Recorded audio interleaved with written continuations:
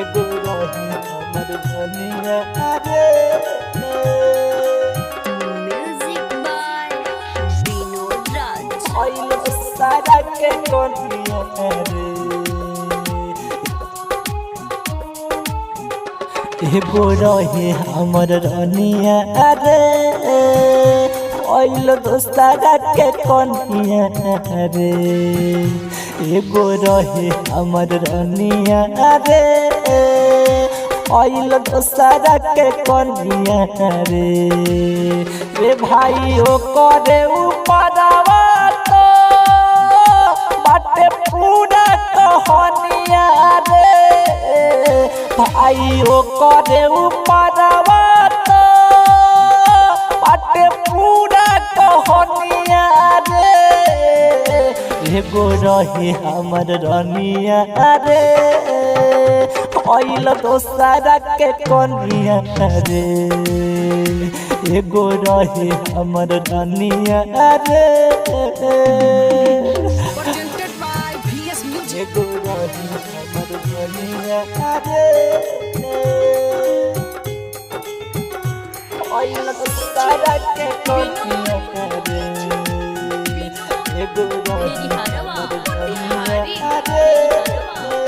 होके अपन मनली उ त गएर बनली। हमके मारी के ढाई गईली दोसरा गली। अरे बर्बाद कर ओके अपन मनली उ त गएर बनली। हमके मारी के ढाई गईली दोसरा गली। आँख में आंसू देली गईली रे। काहे हमके भुलैली रे। आँख में आंसू देली गईली रे। काहे हमके भुलैली रे। एगो रहे हमर रनिया रे। आइल दोसरा के कनिया रे। एगो रहे हमर रनिया रे। Presented by VS Music. एगो रहे हमर रनिया रे। आइल दोसरा के कनिया रे। एगो रहे हमर रनिया रे। ओकर छोड़े नहीं याद कुछ दिन बीतलो के बाद। अनंजय सुबुधारा हो गइल बर्बाद।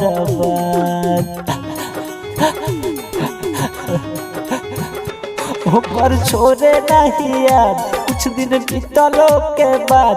विक्रम अनंजय हो गइल बर्बाद।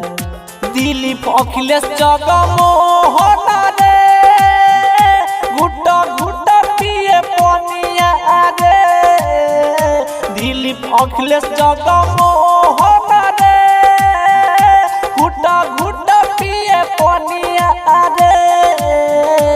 एगो रहे हमर रनिया रे।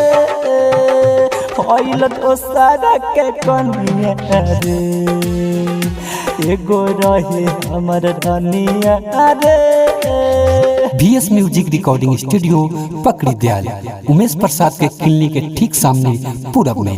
Mobile number 7667 933285 7667 933285।